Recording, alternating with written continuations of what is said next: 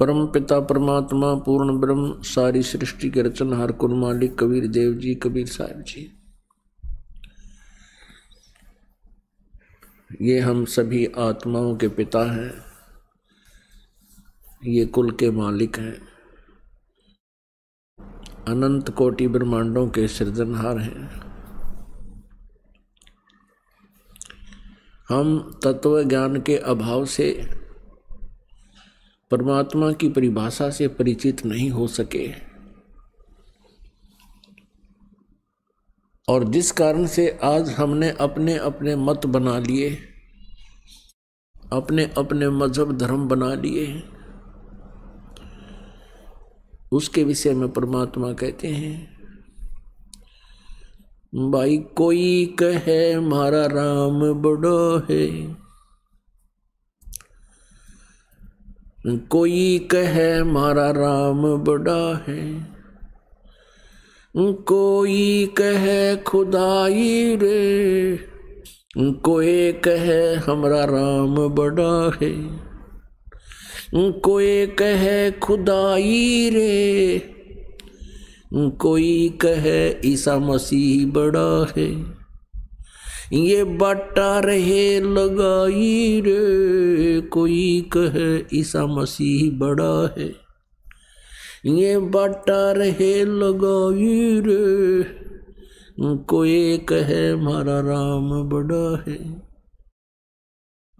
तत्व ज्ञान के अभाव से हम अपने अपने इष्ट को सुप्रीम मान रहे हैं, क्योंकि हम अपने ही सदग्रंथों से परिचित नहीं हैं। न तो पवित्र हिंदू धर्म के श्रद्धालु अपने पवित्र सदग्रंथों शास्त्रों जैसे पवित्र वेदों से, पवित्र श्रीमद् भगवत गीता से और पवित्र पुराणों से परिचित नहीं हैं। इसी प्रकार मुसलमान धर्म के पुण्य कर्मी प्राणी परमात्मा को ना पहचान कर पवित्र कुरान शरीफ में लिखे ज्ञान को ना समझकर अपने ही सदग्रंथों से वंचित हैं। ऐसे ही पवित्र बाइबल के अंदर परमात्मा का जो विधान लिखा है, परमात्मा की जो महिमा लिखी है, उससे पवित्र ईसाई धर्म की पुण्यात्माएं अपरिचित हैं। और इसी प्रकार पवित्र गुरु ग्रंथ साहिब के अंदर जो परमात्मा के विषय में यथार्थ जानकारी है, उससे सिख धर्म की पुण्यात्माएं अपरिचित हैं। इसी कारण से हम विभाजित हो गए। कोई हिंदू बन गया, कोई मुसलमान बन गया, कोई सिख बना, कोई ईसाई बन गया। हम किस लिए विभाजित हुए? परमात्मा पाने के लिए, आत्म कल्याण करवाने के लिए। जैसे पवित्र हिंदू धर्म की साधना से वंचित रह करके पवित्र सदग्रंथों का ज्ञान न होने से फिर सोचा कि शायद ईसाई धर्म से कुछ मिल जाए। बहुत से पुण्यकर्मी प्राणी ईसाई धर्म को भी स्वीकार कर चुके हैं। ईसाई धर्म से भी कुछ ना मिला तो फिर मुसलमान धर्म को भी अपना लिया। मुसलमान धर्म से भी जब नहीं संतुष्टि हुई तो सिख धर्म को भी अपनाया।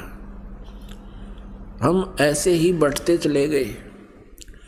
हम लेकिन रहे वहीं के वहीं जहाँ से स्टार्ट हुए थे। कारण क्या रहा कि हम अपने सदग्रंथों को समझ नहीं सके।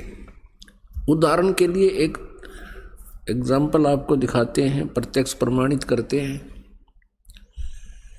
आज सत्संग के अंदर आप सुबह सुन रहे थे कि परमात्मा को कोई तो निराकार बताता है,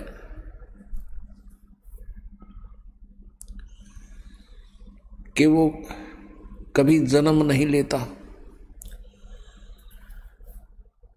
वो सर्वव्यापक है। और कोई उसको साकार बताते हैं, और साकार रूप में वो क्या बताते हैं कि जो भी ये दृष्टि गोचर है ब्रह्मांड, चांद सूरज सितारे ग्रह, ये ही साकार रूप है परमात्मा का।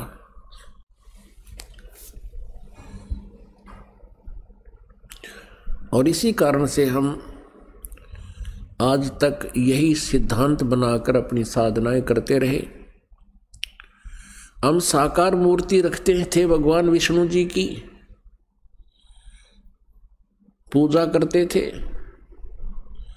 फिर भी कोई पूछता था, क्या आपको कुछ दिखाई देता है? क्या आप साधना करते हो? आपने भगवान देखा है? कैसा है परमात्मा? तो हम कहते थे वो तो निराकार है, दिखाई थोड़ा ही देता है। परमात्मा का केवल प्रकाश देखा जा सकता है। जैसा हमने सुना सुनाया ये लोक वेद था। अपने आत्माओं सामने विष्णु जी को हम भगवान भी मानते थे और फिर हम भगवान को निराकार भी कहते थे।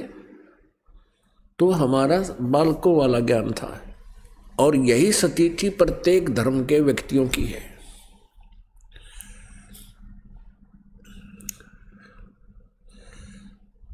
अब आपको बताते हैं परमात्मा कैसा है। परमात्मा परमेश्वर वो साकार है, नर आकार है, मनुष्य दृश्य है और वो सतलोक में रहता है। सतलोक वो स्थान है जो कभी नाश नहीं होता है। गीता जी अध्याय नंबर 18 के श्लोक नंबर 62 में उसी को शाश्वत स्थान कहा है, यानी सनातन परम था। और वहां जाने के बाद प्राणी का फिर कभी जन्म मृत्यु नहीं होता। अब जितने भी सतलोक की सचखंड की महिमा गाने वाले ये पंथ हैं, इनको कह कह का भी ज्ञान नहीं, सचखंड और ऊपर के लोगों का केवल सुना सुनाया ज्ञान परमात्मा कबीर जी की वाणी को उन्होंने रट रखा है। उसी का उल्टा सुल्टा अनुवाद करके इन बोली आत्माओं को भ्रमित कर रखा है जो उनके अनुयायी हैं। सर्वप्रथम आपको पवित्र बाइबल से परिचित कराते हैं। पवित्र बाइबल के पढ़ने वालों से आप पूछिएगा परमात्मा साकार है व निराकार? वो कहेंगे परमात्मा निराकार है और कहते हैं गॉड इज फॉर्मलेस। उन्होंने फिर पवित्र बाइबल को समझा ही नहीं। पवित्र बाइबल में लिखा है कि परमात्मा मनुष्य दृश्य है और छठे दिन उस परमेश्वर ने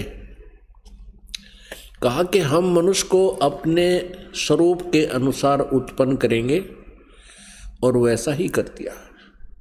छठे दिन भगवान ने मनुष्य को अपने स्वरूप में उत्पन्न किया, नर और नारी करके उनकी उत्पत्ति की। अब देखिएगा प्रमाण पवित्र बाइबल में। पवित्र बाइबल संपूर्ण जीवन अध्ययन बाइबल, पवित्र बाइबल संपूर्ण जीवन अध्ययन बाइबल, संपादक हैं डेविड स्टुअर्ट, अंग्रेजी, प्रधान संपादक Donald C Stamps, MA MDV, संयुक्त संपादक, ये सारे कुछ लिखे इनके। ये USA से छपा है। अब ये देखिएगा उत्पत्ति, जिसको इंग्लिश में अंग्रेजी में बोलते हैं ये जेनेसिस। आरंभ यहाँ होता है। आदि में परमेश्वर ने आकाश और पृथ्वी की सृष्टि की। पृथ्वी बेडौल और सुनसान पड़ी थी और गहरे जल के ऊपर अंधियारा था तथा परमात्मा का आत्मा जल के ऊपर मंडराता था। जब परमेश्वर ने कहा कि उजियाला हो तो उजियाला हो गया और परमेश्वर ने उजियाले को देखा कि अच्छा है और परमेश्वर ने उजियाले को अंधियारे से अलग किया और परमेश्वर ने उजियाले को दिन, अंधियारे को रात कहा। सांझ हुई फिर भोर हुआ, भोर माने सुबह। इस प्रकार ये पहला दिन की रचना की प्रभु ने, परमात्मा ने, परमेश्वर ने। फिर परमेश्वर ने कहा कि जल के बीच एक ऐसा अंतर हो कि जल दो भाग हो जाए, तब ऐसा ही हो गया। तथा इस प्रकार सांझ हुई फिर भोर हुआ, ये दूसरा दिन हो गया। फिर तीसरे दिन कुछ और रचना की, सांझ हुई फिर भोर हुआ, फिर ये तीसरा दिन हो गया। ये फिर सांझ हुई फिर भोर हुआ, ये चौथा दिन हो गया। कुछ और रचना की परमात्मा ने, चौथा दिन हो गया। फिर ये प्रश्न नंबर 5 पे, तथा फिर और बहुत सी रचनाएं की परमेश्वर ने। तो सांझ हुई फिर भोर हुआ, इस प्रकार ये 5वां दिन हो गया। अब हम छठा दिन पढ़ेंगे।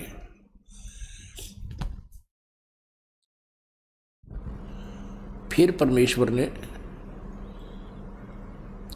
कहा कि हम मनुष्य को अपने स्वरूप के अनुसार अपनी समानता में बनाएं, और वे समुद्र की मछलियों और आकाश के पक्षियों और घरेलू पशुओं और सारी पृथ्वी पर और सब रेंगने वाले जंतुओं पर जो पृथ्वी पर रेंगते हैं अधिकार रखें, यानी उनसे बुद्धिमान हो। तब परमेश्वर ने मनुष्य को अपने स्वरूप के अनुसार उत्पन्न किया।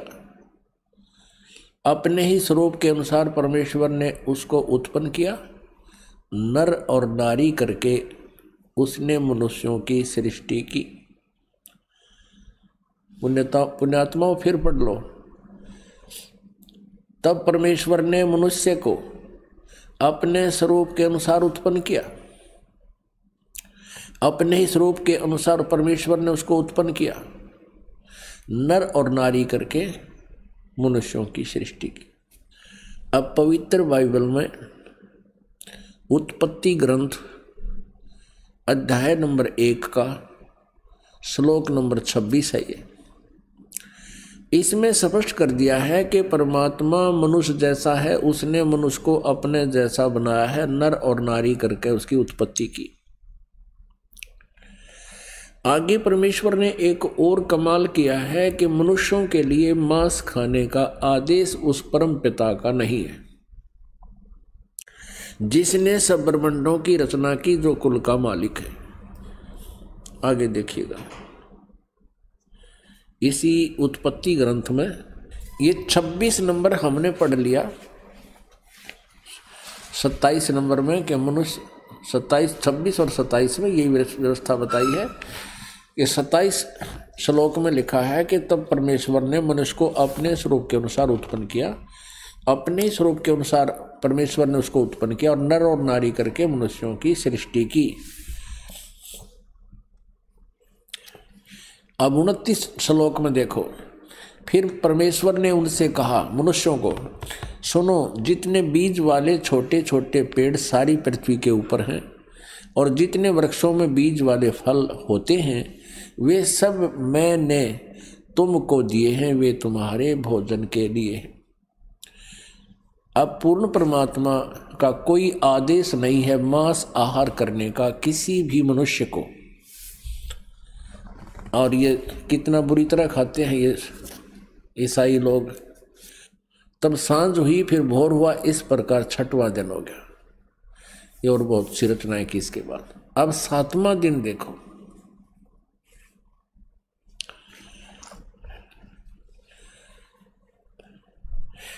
यो आकाश और पृथ्वी और उनकी सारी सेना का बनाना समाप्त हो गया 6ठे दिन। और परमेश्वर ने अपना काम जिसे वह करता था 7वें दिन समाप्त किया, और उसने अपने किए हुए सारे काम से 7वें दिन विश्राम किया। और परमेश्वर ने 7वें दिन को आशीष दिया, उसे पवित्र ठहराया, सृष्टि के सारी रचना के काम से विश्राम लिया। अब पवित्र बाइबल से बहुत सी रहस्य जो है सामने आएंगे। इसमें यह भी आपके समक्ष आएगा कि ये तीनों देवता, श्री ब्रह्मा, श्री विष्णु, श्री शिव जी पूरे ब्रह्मांड के संचालक हैं। और पवित्र ईसाई धर्म के इतिहास में भी उनका जिक्र है, भले ही उनका नाम नहीं है, नाम अन्य वो अपनी भाषा में कुछ भी लिख ले। अपने आत्मा परमात्मा ने आदम और हव्वा की उत्पत्ति की, जैसा पवित्र बाइबल में लिखा है, और फिर मनुष्यों की रचना करके सारे जो कुछ भी यहाँ बनाने थे बना के, चांद सितारे पृथ्वी आदि। तो परमात्मा जो सर्वश्रेष्ठी रचनहार है वो तो विश्राम कर लिया उसने, ऊपर तख्त पर चला गया। उसके पश्चात यहाँ इस काल भगवान ने बागडोर संभाल ली, ब्रह्म ने, जो श्री ब्रह्मा, श्री विष्णु, श्री शिव जी के पिताजी हैं। तो इसमें ये प्रमाण दिखाते हैं कि क्या लिखा है कि आदम और हव्वा, आदम व्यक्ति का नाम है और हव्वा उसकी पत्नी है, उन दोनों को इस काल ने अपने पुत्र ब्रह्मा जी को संभाल दिया। अब आगे दिखाते हैं कि परमात्मा साकार है या निराकार। तो उनको दोनों को, आदम और हव्वा को, स्वर्ग में एक वाटिका में रहने के लिए छोड़ दिया और उनसे एक विशेष हिदायत दे दी भगवान ने, यहाँ के भगवान ने, कि तुमने इस वाटिका के अंदर और किसी भी वृक्ष का फल तुम खा सकते हो, लेकिन बीच में लगे हुए पेड़ों के फल को नहीं खाना, क्योंकि तुम खाओगे तो मर जाओगे। इसमें लिखा कि फिर कुछ दिनों के बाद एक सर्प आया। उस सर्प ने उनसे पूछा, आदम और हव्वा से कहा कि आप ये बीच वाले पेड़ के फल क्यों नहीं खा रहे हो? तो हव्वा ने सर्प से बताया कि हमारे को भगवान ने मना किया है और कहा कि तुम यदि बीच वाले फल खा लोगे पेड़ों के तो तुम्हारी मृत्यु हो जाएगी। तो सर्प ने कहा कि नहीं, ऐसा नहीं होगा, ये भगवान तुम्हें बहका रहा है, तुम नहीं मरोगे, बल्कि तुम्हें अच्छे और बुरे का ज्ञान हो जाएगा इसके फल खाने से। इसलिए भगवान तुम्हें धोखे में रखे हुए हैं कि कहीं तुम इस बीच वाले फल को, वृक्षों के फल को खा के अपने अस्तित्व को समझ सकें, वो नहीं चाहता। अब हव्वा ने उस बीच वाले वृक्ष के फल को तोड़ा, आप भी खाया, अपने पति से भी खिला दिया। उस समय वो दोनों नंगे थे और उनकी ऐसी बुद्धि थी कि उनको शर्म नहीं आ रही थी एक दूसरे से। उस फल के खाने से उनको एहसास हुआ कि हमने ऐसे नहीं रहना चाहिए। तो उन्होंने अंजीर के पत्ते होते हैं बड़े बड़े, उन पत्तों को तोड़ा और अपने पर्दे पर बांध लिया। लिखा है इसमें पवित्र बाइबल में कि शाम के समय भगवान आया वाटिका में टहलने के लिए और उसने आवाज लगाया कि आदम और हव्वा तुम कहाँ हो? भगवान को देखकर उनकी आहट पाकर के वो छुप गए वृक्षों के बीच में और कहने लगे कि हम यहाँ बैठे हैं, हमें आपसे शर्म आ रही है क्योंकि हम नंगे हैं। तो भगवान ने कहा कि तुमने बीच वाले पेड़ों के फल को खा लिया? उन्होंने कहा कि हाँ, हमने बीच वाले पेड़ के फलों को खा लिया, जिस कारण से हमें अब एक दूसरे से शर्म आने लगी। इस बात से वह भगवान नाराज हुआ और उसने कहा कि तुमको किसने बताया ये पेड़ों के फल खाने को? हव्वा ने कहा कि सर्प ने बताया, सांप ने। अपने आत्मा हमने अपने मतलब की बातें लेनी है। ये तो बहुत बड़े सदग्रंथ हैं, ये तो एक वन है, आध्यात्मिक वन, और आध्यात्मिक वन से हमने जो जड़ी चाहिए अपने रोग निवारण के लिए उतनी ही निकाल लेंगे, बाकी ठीक है, बाग हरा भरा पड़ा ही रखा ही है।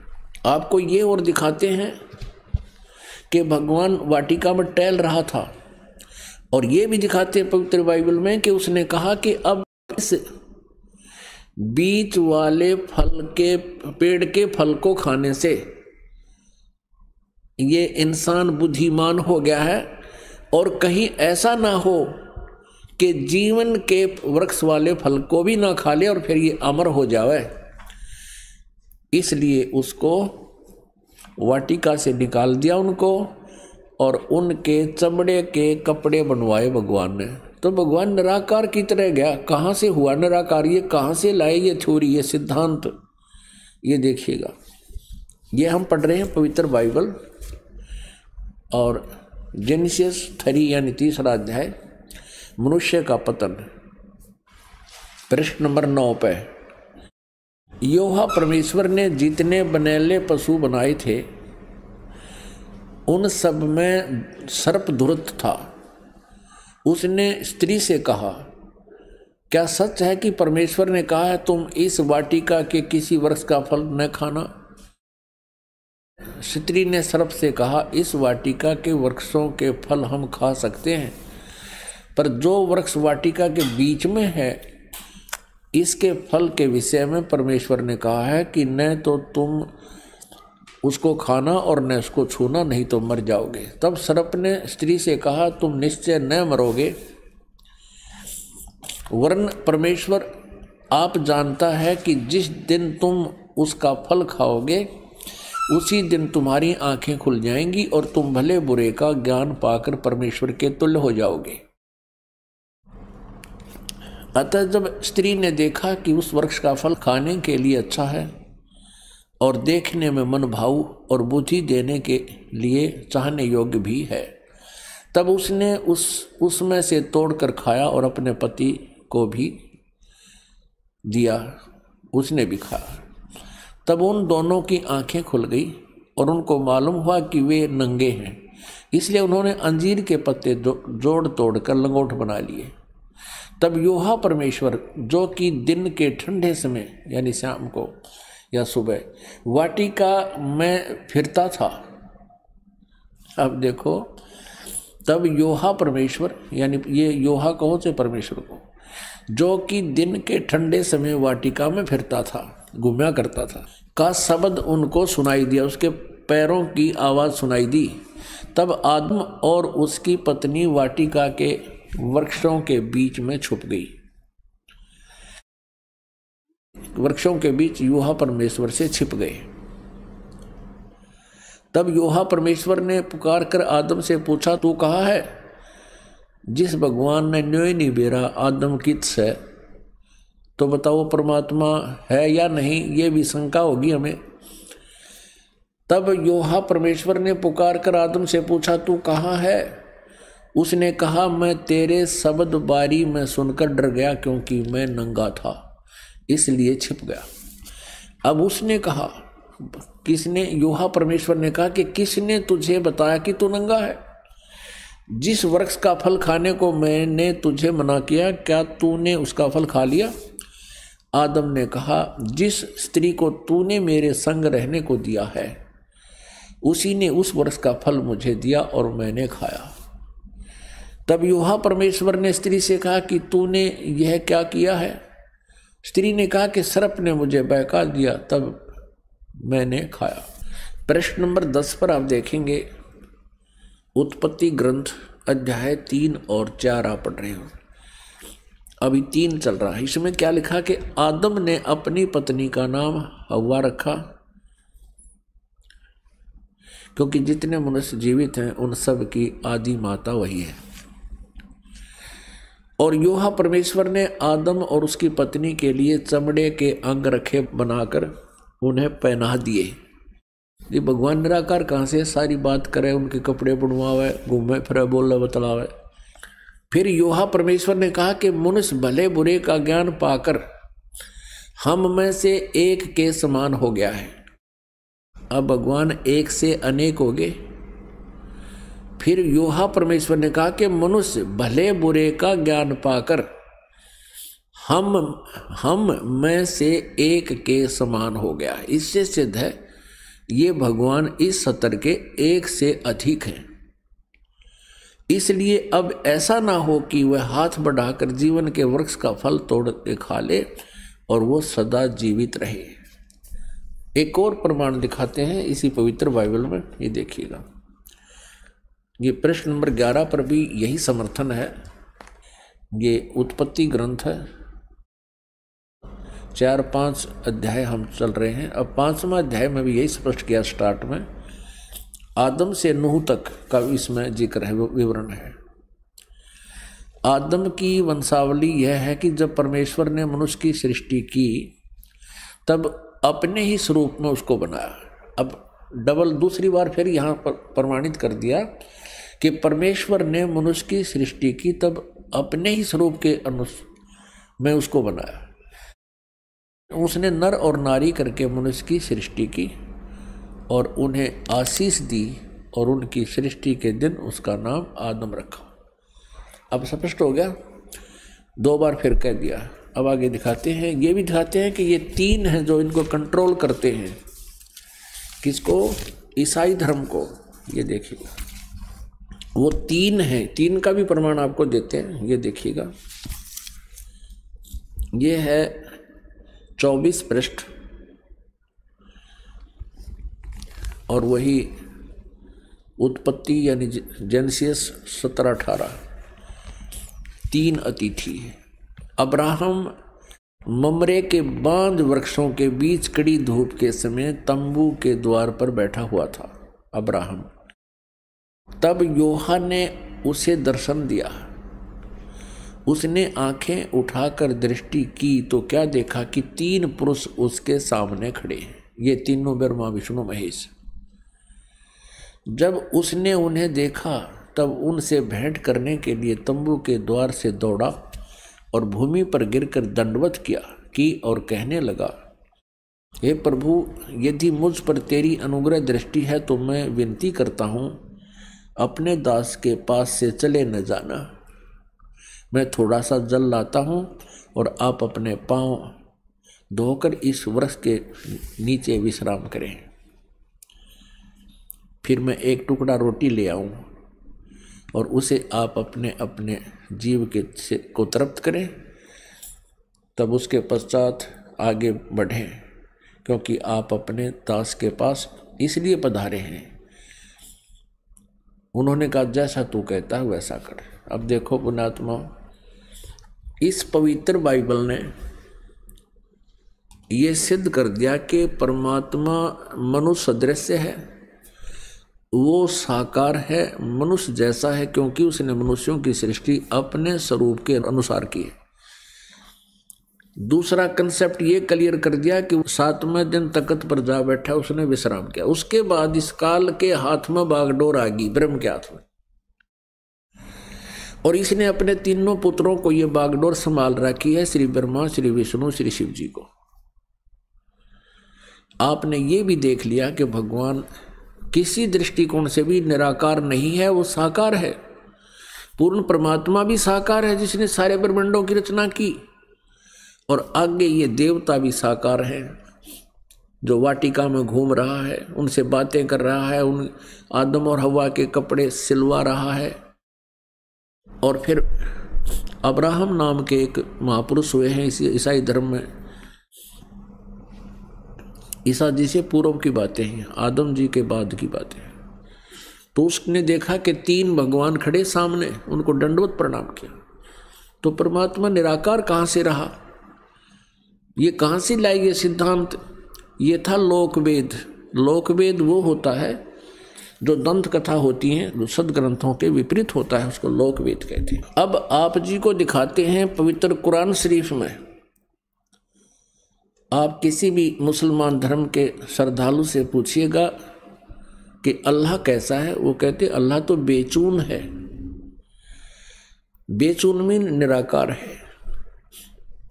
अब कबीर साहब कहते हैं, खोजत खोजत था किया अंत कहा बेचून, कि जिस तरीके से ये परमात्मा को खोज रहे हैं वैसे वो मिल नहीं सकता, और खोजते खोजते थक गए तो अंत में कह दिया वो निराकार है, दिखाई देता नहीं। और उसी लोकवेद को सभी समाज में प्रवेश कर दिया। अब देखिए पवित्र कुरान शरीफ में परमात्मा साकार है, मनुष्य सदृश है, और पवित्र कुरान शरीफ का जो ज्ञान देने वाला अल्लाह है, जिस अल्लाह ने पवित्र कुरान शरीफ का ज्ञान दिया वो मुसलमान धर्म का फाइनल गॉड है। अब वो अंतिम भगवान है कि वो पूर्ण परमात्मा मानते हैं कि वो ही समर्थ शक्ति है जिसने कुरान शरीफ का ज्ञान हजरत मोहम्मद जी को दिया।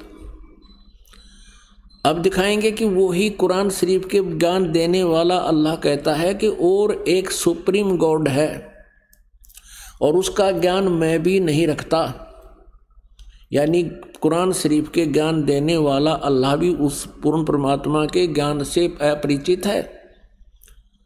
उसके लिए ऑप्शन छोड़ दिया है कि किसी बाखबर से पूछो।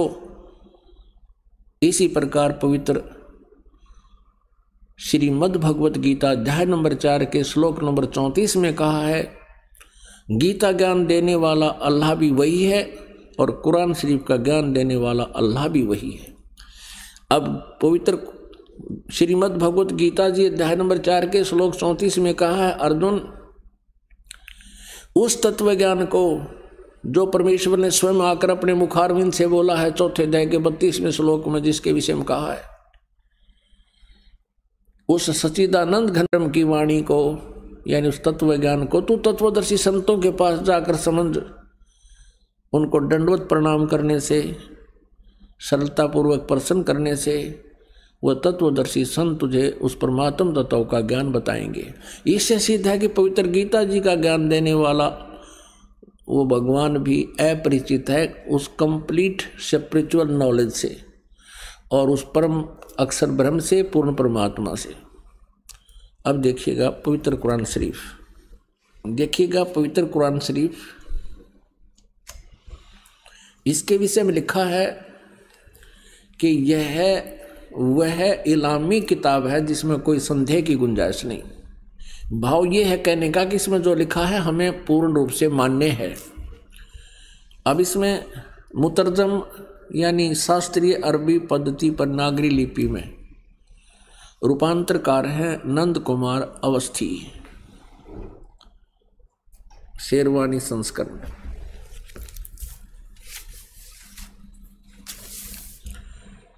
ये भी वही प्रकरण है।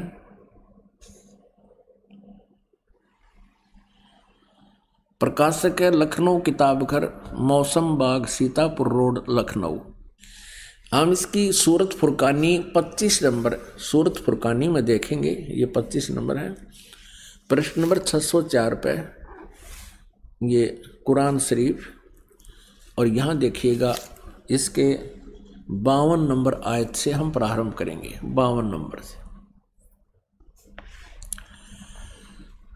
फला तुतियल काफिरन व जाहिदुम बिही जिहादन कबीरन। अब इसी का इन्होंने, ये तो है अरबी भाषा देवनागरी लिपि में लिख दी, ये है अरबी भाषा उर्दू भाषा में लिखी है, उर्दू लिपि में ये सारा, और यही भाषा फिर हिंदी में लिख दी इन्होंने। जिस प्रकार ये उर्दू में लिखी है भाषा ये अरबी है, इसका अनुवाद भी इन्होंने यहाँ किया है। देखिए ये 52 नंबर है।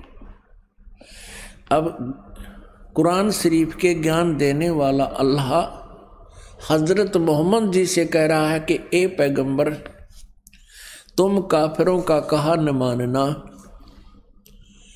और इस कुरान की दलीलों से, यानी मैं तुझे जो ज्ञान दे रहा हूँ उनका सामना बड़े जोर से करो। इन्होंने इस कबीर का अर्थ जिहादन कबीरन, इन्होंने कबीर का अर्थ यहाँ बड़ा कर दिया। अब किसी ना किसी अक्षर का, शब्द का अर्थ तो होता ही है। अब इसका वास्तविक अर्थ क्या होता है ये दास बताएगा। इसका अर्थ ये है कि हजरत मोहम्मद को कुरान शरीफ के बोलने वाला अल्लाह कह रहा है कि जो कबीर नाम का भगवान है, कबीर अल्लाह है, जिसे ये अल्लाहु अकबर बोलते हैं, अल्लाह अकबर, अल्लाह कबीर। अल्लाह कबीर का अर्थ है वो ये करते हैं बड़ा भगवान। यदि इन्हीं के शब्दों में हम ये माने कि वो बड़ा भगवान है, जिसकी तरफ कुरान शरीफ के ज्ञान देने वाला अल्लाह हजरत मोहम्मद को कह रहा है कि वो बड़ा जो भगवान है, उसके विषय में ये अन्य व्यक्ति जो काफिर हैं, जो उस बड़े भगवान को नहीं भजते हैं, वो काफिर हैं और वो विश्वास नहीं करते इन बातों पर जो मैं तुझे बता रहा हूँ कि कबीर इज गॉड, कि वो अल्लाह है, वो बड़ा भगवान है।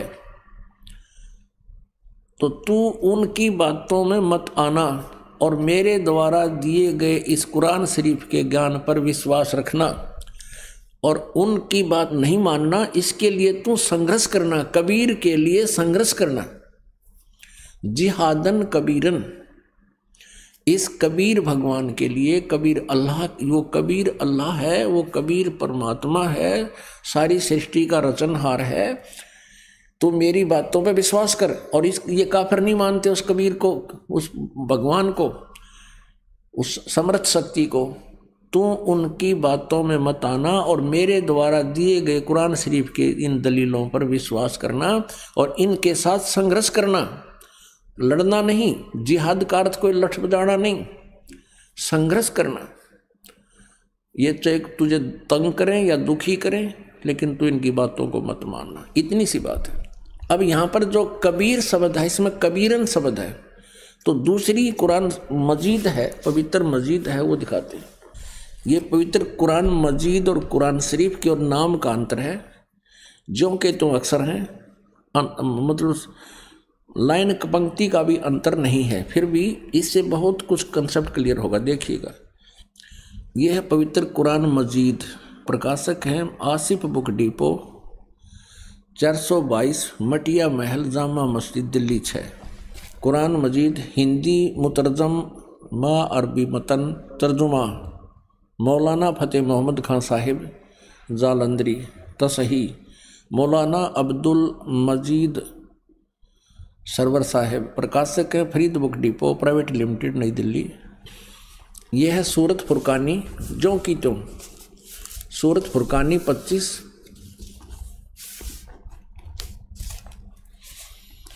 और ये कुरान मजीद पृष्ठ 576 पर। यहाँ देखिएगा, ये वही जो का त्यों, इसमें कोई अंतर नहीं है। ये अरबी भाषा उर्दू में लिखी है और यही अरबी भाषा हिंदी देवनागरी लिपि में लिखी है। ये 52वें आयत हमको आपको दिखाते हैं।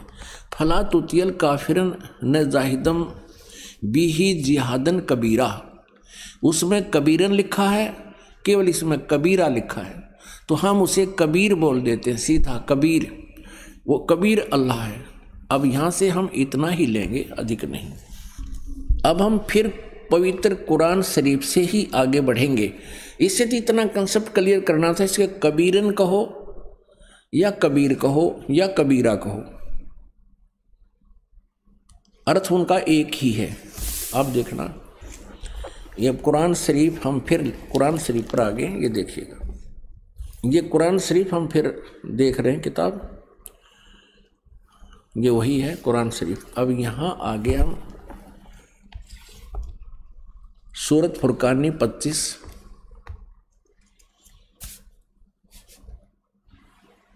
पृष्ठ नंबर 604 पे, और ये वही है नीचे 52वीं आयत। इसमें कबीरन लिखा है, उसमें कबीरा लिखा है स्पष्ट। फला तुतियल काफिरन व जाहिदुम बिही जिहादन कबीरन, ये 52 नंबर आयत है। इसका अनुवाद बहुत अच्छा किया इन्होंने। एक पैगंबर तू काफिरों का कहा न मानना, और इस कुरान की दलीलों से, यानी मैं जो तुझे ज्ञान दे रहा हूँ, उनका सामना बड़े जोर से करो। अब इसका अर्थ ये है कि वो कबीर नामक परमात्मा है और ये काफिर नहीं मानते इस कबीर इज गॉड, और तो भी उनकी बात मत मानना, संघर्ष करना इसके लिए। और ये अब देखना 53, 54, 55, 56, 57, 58, 59 आयत में कितना क्लियर किया है, ये देखिएगा। ये 607 पृष्ठ पे है। हमने 52 नंबर आयत पढ़ ली है, अब 53 पढ़ेंगे।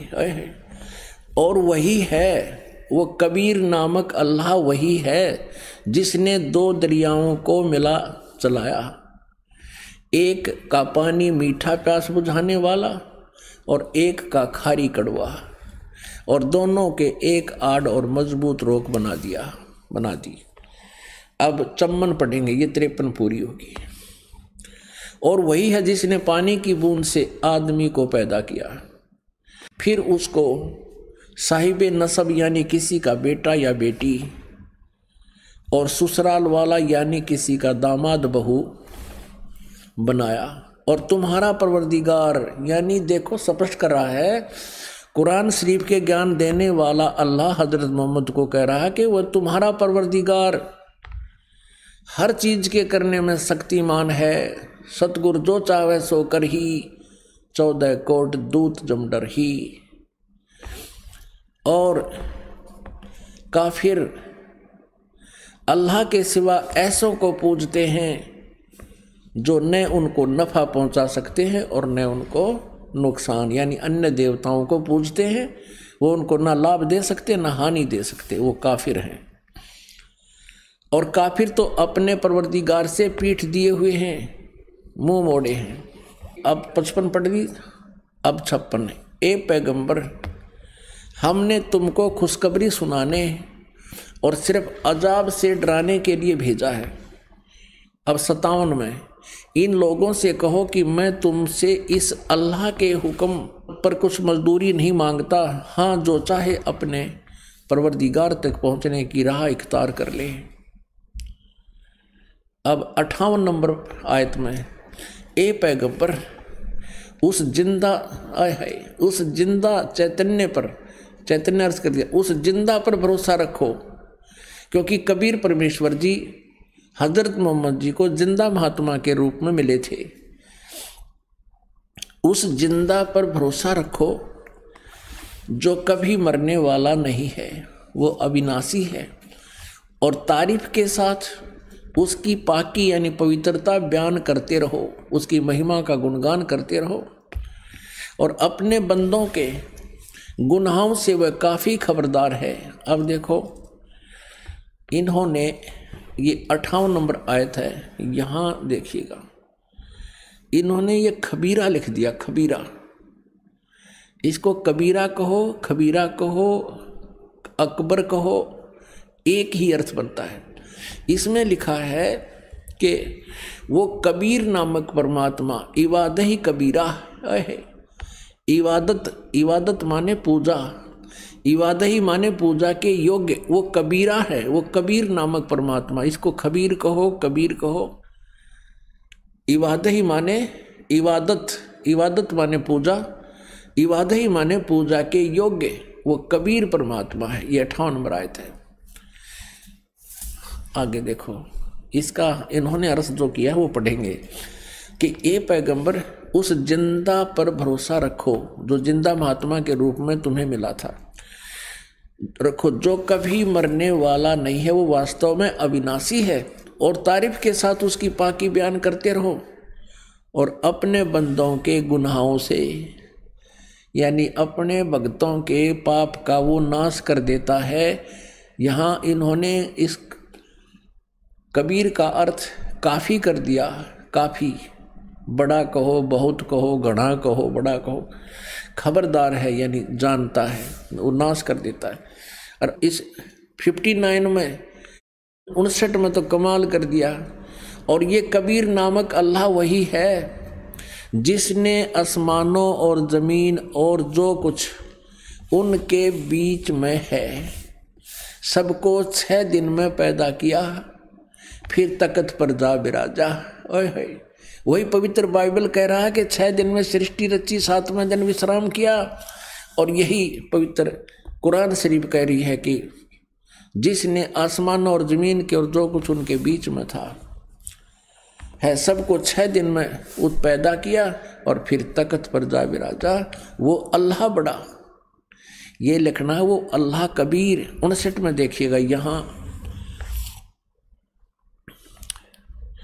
अरहमानु रहमानो असल फसल बीही यु खबीरन। अब इस खबीरन का अर्थ भी उन्होंने बड़ा कर दिया। वो अल्लाह बड़ा, वो अल्लाह कबीर, यह लिखना चाहिए वो अल्लाह कबीर है। ये देखिए, हम यहाँ आते हैं 59 पे, जिसने आसमान और जमीन और जो कुछ भी उनके बीच में है सबको 6 दिन में पैदा किया, फिर तख्त पर जा विराजा। वो अल्लाह कबीर, अल्लाह कबीर लिखना था, वो अल्लाह कबीर है। वो इन्होंने अल्लाह बड़ा कर दिया, वो अल्लाह अकबर है। ये कहते हैं वो अल्लाह अकबर है, वो कबीर बड़ा है। रहमान है, दयालु है, तो उसकी खबर अब यहाँ स्पष्ट हो गया। पवित्र कुरान शरीफ के ज्ञान देने वाला अल्लाह, जो मुसलमान धर्म जिसको अपना अल्लाह मानते हैं, और पैगंबर हजरत मोहम्मद भी उसको अपना अल्लाह मानते हैं, वो कह रहे हैं कि उस कबीर नामक परमात्मा का जिसने 6 दिन में सृष्टि की, तख्त पर जा विराजा, तो उसकी खबर किसी बाखबर तत्वदर्शी संत से, इल्म वाले से पूछ देखो। पवित्र कुरान शरीफ का ज्ञान दाता अल्लाह भी उस परमात्मा के ज्ञान से अपरिचित है। इति सिद्धम। पुण्यात्माओं, इन दोनों धर्मों के, ईसाई धर्म और मुसलमान धर्म के पवित्र सदग्रंथों ने रल मिलकर ये स्पष्ट कर दिया कि वो परमात्मा सशरीर है, नर आकार है, सशरीर है, और उसका नाम कबीर है, वो साकार है। तो निराकार बेचून कैसे हुआ प्रभु? ये लोक वेदता दंत कथा थी। शास्त्रों को ना समझकर मनमुखी ये ज्ञान हम प्रचलित कर चुके थे और इस पर आश्रित थे। अब हम आते हैं पवित्र हिंदू धर्म के सदग्रंथों पर। पवित्र हिंदू धर्म के सदग्रंथ माने जाते हैं पवित्र 4 वेद और पवित्र श्रीमद् भगवत गीता, पवित्र 18 पुराण। इनमें सबसे श्रेष्ठ पवित्र वेद और पवित्र गीता जी को ही माना जाता है। बाकी जो ज्ञान है पवित्र पुराणों का, ये ज्ञान रला मिला है। कहीं पर तो ब्रह्म ने बोला है और कहीं पर किसी ऋषि का अपना अनुभव पुराणों में लिखा हुआ है, उसका अपना भी विधान है। तो ऐसे जो पवित्र वेदों का ज्ञान है वो पूर्ण परमात्मा ने इस ब्रह्म को दिया था, इसके अंतःकरण में फीड कर दिया। वो प्योर, वो कति प्योर है, बिल्कुल स्पष्ट ज्ञान है। श्रीमद् भगवत गीता जी के अंदर गीता ज्ञान दाता है तो वही, लेकिन इसने इसमें अपना कुछ मत अड़ा दिया है, लेकिन वेदों वाला ज्ञान भी उसमें समावेश किया है। तो हमने अपने पवित्र वेदों में देखना है कि परमात्मा कैसा है। और आज तक जितने भी ऋषि महर्षि हुए हैं सभी वो यही कहते हैं कि हम वेदों के जानकार हैं, हमने वेदों को पढ़ा है और वेदों में परमात्मा निराकार लिखा है, जबकि वेदों में परमात्मा साकार लिखा है, मनुष्य सदृश लिखा है, नर आकार लिखा है, मनुष्य के तुल्य लिखा है, और उसको सशरीर बताया है। अब आपके समक्ष करते हैं कुछ विचार। पुण्यात्माओं, अभी तक हमारे कोई ऋषि, नकली ऋषि, महर्षि, मंडलेश्वरों ने मूर्ख बना रखा था। ये केवल संस्कृत भाषा को अवश्य जानते थे, पर आध्यात्मिक ज्ञान से ये पूर्ण रूप से अपरिचित थे। और कारण क्या रहा कि हम मूर्ख क्यों बने रहे? क्योंकि हम संस्कृत भाषा से अपरिचित रहे। हमारे पूर्वज वो अशिक्षित थे और शिक्षा के ग्रहण करने का अधिकार केवल एक ही वर्ग को था, एक वर्ण को था, ब्राह्मण वर्ण को। अब उन्होंने जैसा भी ज्ञान समझा, वेदों को पढ़ा और उन्होंने वैसा ही अपना अनुभव साथ मिलाकर हमारे पूर्वजों को बता दिया, और उन्होंने फाइनल मान लिया कि परमात्मा निराकार है। और इन ब्राह्मणों का ये समझ में आया नहीं, इन पंडित ऋषियों को वेद वो समझ नहीं सके। क्यों नहीं समझ के? क्योंकि उनको वो तत्वदर्शी संत नहीं मिला जो गीता जी अध्याय नंबर 4 के श्लोक नंबर 34 में जिससे ज्ञान जानने को कहा गया है कि उस परमात्मा का ज्ञान वो बता सकता है। ऐसे ही पवित्र यजुर्वेद अध्याय नंबर 40 के श्लोक नंबर 10 से लेकर 13 तक ये स्पष्ट किया है कि कोई तो परमात्मा को संभवत बोलता है, यानी जन्म लेने वाला कहता, उत्पन्न होने वाला मानता है, साकार कृष्ण और राम जैसे रूप में उदाहरण के लिए, और कोई उसको निराकार बताता है कि वो जन्म लेता ही नहीं। ये परमात्मा साकार है, निराकार, ये ज्ञान भी, ये जानकारी भी तत्वदर्शी संत बताएगा, उनसे सुनो। और फिर ये बताया है कि 10 से लेकर 13 में 11, 12, 13 में स्पष्ट किया है कि कोई तो जिसको अक्षर ज्ञान हो गया किसी एक भाषा विशेष का, तो उसको विद्वान कहने लग जाते हैं, और जिसको ज्ञान नहीं है, अक्षर ज्ञान नहीं है, उसको अविद्वान कह देते हैं। विद्वान और अविद्वान की परिभाषा भी वो तत्वदर्शी संत बताएगा, उसे सुनो। आज ये दास है वो तत्वदर्शी संत जो परमात्मा की दया से इस ज्ञान से परिचित हुआ, और ये दास बताएगा कि विद्वान किसे कहते हैं। विद्वान कबीर परमेश्वर थे, विद्वान परमेश्वर परम पूज्य परमेश्वर कबीर जी थे, जिनको धानक और जुल्हा कह करके, एक कवि कह करके उसकी हिस्ट्री शीट को बंद कर रखा था और उसको रिजेक्ट करके डाल दिया था कि वो तो एक अशिक्षित था। नहीं, वो सब वेदों के ज्ञाता थे, सब सदग्रंथों के ज्ञाता थे, सब ब्रह्मांडों के रचयिता थे, वो तत्वदर्शी संत थे, वो महाविद्वान थे। एक अक्षर ज्ञान के जानने से, एक भाषा विशेष के जानने से व्यक्ति विद्वान नहीं हो सकता। कोई संस्कृत भाषा में विद्वान है तो इंग्लिश नहीं आती तो इंग्लिश में अविद्वान हो गया वो। तो ये विद्वान और अविद्वान की परिभाषा केवल एक अक्षर ज्ञान और ना होने से, एक अक्षर ज्ञान होने से या ना होने से नहीं स्पष्ट होती। अब यहाँ आपको एक इस कलयुग के नकली महर्षि दयानंद के विषय में थोड़ा सा ज्ञान देते हैं। ये बहुत गणा प्रचलित, इसकी महिमा बड़ी हो रही थी। यहाँ पर किसी भी व्यक्ति से इसका नाम जरा सा बता दो और कह दो कि महर्षि दयानंद को ऐसे ऐसे वेदों का ज्ञान नहीं था, तो आम व्यक्ति ने कहा नहीं, वो तो बड़ा विद्वान पुरुष था, बड़े महात्मा थे, बड़े अच्छे संस्कृत के ज्ञाता थे। संस्कृत के ज्ञाता हो सकते हैं, लेकिन वेदों के बारे में इसको कह का भी नहीं पता था। अब इसका थोड़ा सा आज फिर विवरण करते हैं, क्योंकि जब तक हम इन नकलियों को गहराई से नहीं समझेंगे तो असली को कैसे पहचानेंगे। अब इन्हीं के ग्रंथों में लिखा है, पुण्यात्माओं, जो इस दास को ज्ञान है, पुस्तक बना दी, लिख दी, आप इसको पढ़ोगे तो मेरे ज्ञान का पता चलेगा मैं कितना विद्वान था या अविद्वान था, क्योंकि मैंने जो जानकारी थी उस पुस्तक में लिख दिया अपने अंदर का सारा हाल। तो उस पुस्तक को मुझे ही समझो,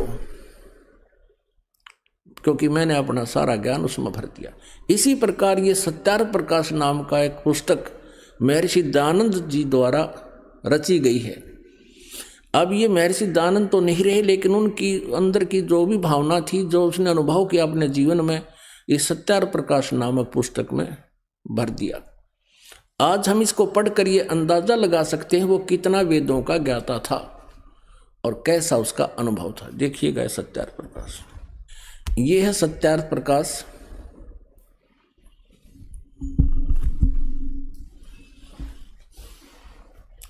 और ये है महर्षि दयानंद। अब देखो, इनके इस चित्र को देख कर आदमी कटका मर जाए इसके ऊपर है। अब बड़ा विद्वान था, ओहो, बड़ी साधना करता होगा। और अब इसके ज्ञान को दिखाएंगे आपको।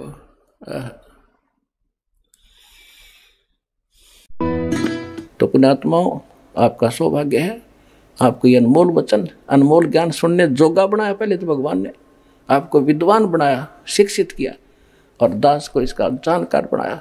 आज आपके रूबरू ऐसा बना दूंगा जैसे पहली का कहता हुआ अगर वेद गीता और पुराणों को आप याद रखोगे। बोलो सतगुरुदेव।